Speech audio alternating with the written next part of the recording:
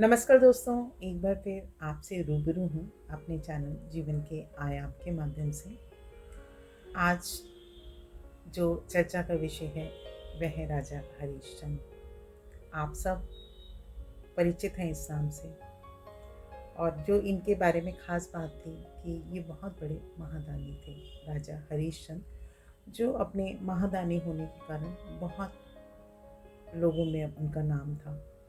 पर जो उनकी विशेष बात थी, आज चर्चा उसकी करूँगी, आपके साथ साझा करूँगी। कहते हैं कि राजा हरिश्चंद्र जब दान देते थे, जब दाएं हाथ से दान देते थे और आंखें नीचे कर लेते थे, जो इनके दान देने का तरीका था, तो इनके राज्य के बहुत सारे लोग इनको इस तरह से करते देख के थोड़ा सा उनको अजीब लगता था। और वो कहते थे कि राजा दान भी देते हैं और उनको शर्म भी आती है, ये कैसा राजा है। तो जब इनके दान की चर्चा बहुत दूर दूर तक थी, तो और इनके बारे में ये बातें जब उठती थी, तो गोस्वामी तुलसीदास जी ने इन्हें कुछ लिख के भेजा। क्या आप जानते हैं कि इन्हें क्या लिख के भेजा?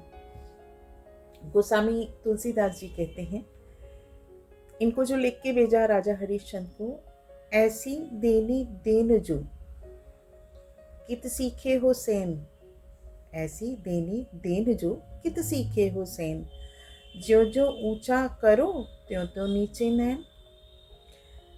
मतलब कहते हैं कि ए राजा, तूने ऐसा दान देना कहाँ से सीखा है?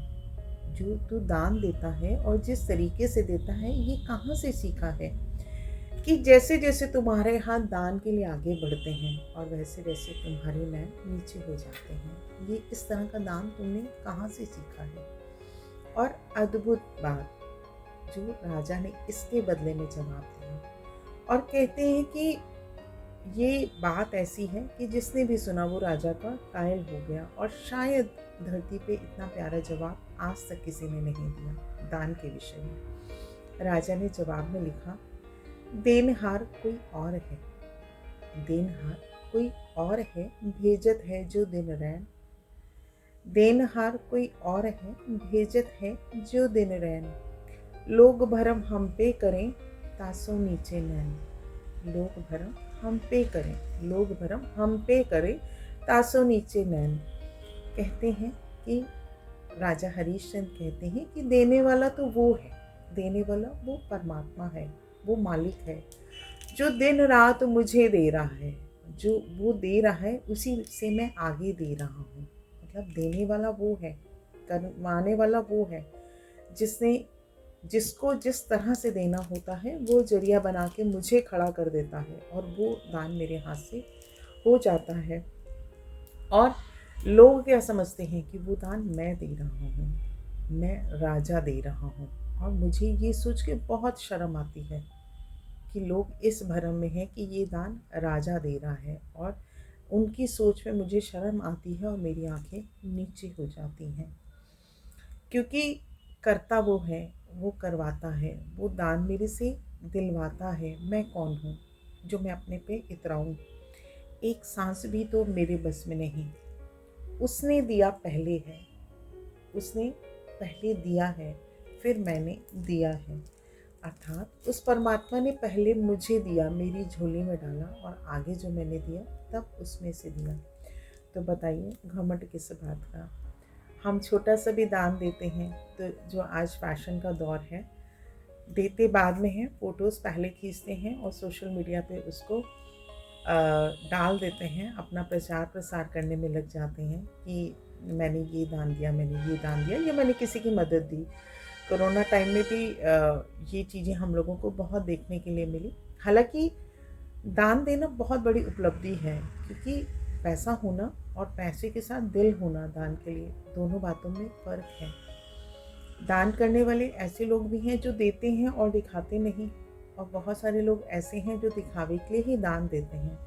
आप किसी रूप में भी दीजिए दान, पर सामने वाले को कभी एहसास मत कराइए कि आप दाता हैं।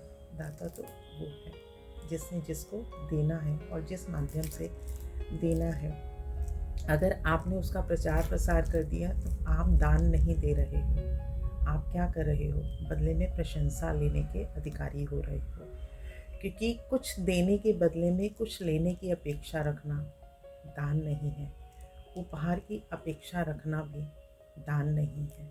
वहाँ पे वो दान खत्म हो जाता है, रह जाता है, तो उसके बदले में कुछ पाने की चाहत, जहाँ पे हमारा दिया हुआ सब व्यर्थ हो जाता है। इसलिए दान ऐसे दीजिए कि दाएं से दीजिए और बाएं को पता ना हो।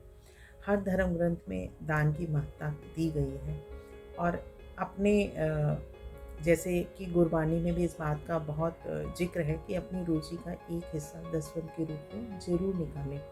जिसको आप गरीब वर्ग में या आर्थिक स्थिति से जूझ रहे उन लोगों में उस पैसे को जरूर बांटें, किसी भी तरीके से, राशन के रूप में, उनकी मेडिकल के रूप में, या जो उनकी रोज़मर्रा की चीज़ें हैं जहाँ पे आप मदद कर सकते हैं। किसी का हक मत मारिए और जो आप दे सकते हैं उनको ज़रूर दीजिए, क्योंकि ये हमारा एक इंसान होने का जो कर्तव्य है कि अगर इंसान, ईश्वर ने हमें दिया है और ज़रूरत से ज़्यादा दिया है, तो हम किसी न किसी की मदद करके उस इंसान होने का लाभ उठा सकते हैं। राजा हरिश्चंद्र का नाम यूं ही नहीं इतिहास में दर्ज है, क्योंकि उन्होंने उस विचारधारा को अपने पे लागू किया है। और आज जिस तरह से हम उनके नाम को पूजते हैं, जिस तरह से इतिहास के पन्नों में उनका नाम लिखा दर्ज आता है, और जैसे मैंने अभी आपसे जो कहानी शेयर की उसमें भी पहला वर्ड मैंने किया कि बहुत बड़े दानी के नाम से जाने थे। और कुछ दिन पहले इसी संदर्भ में एक मैंने कहानी और शेयर की थी, शायद आपको याद भी होगा, कर्ण और अर्जुन की।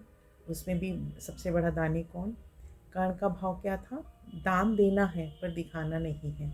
और अर्जुन का भाव क्या था?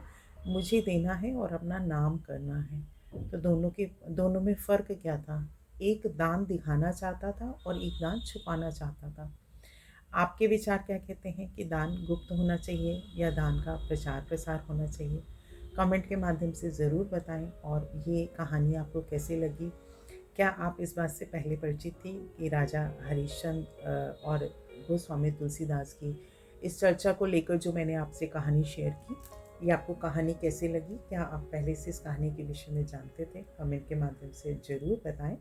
और इसी तरह की रचनाओं से जुड़े रहने के लिए एवरी मंडे मेरा नया वीडियो अपलोड होगा, इसी तरह की कहानियों से जुड़ा हुआ।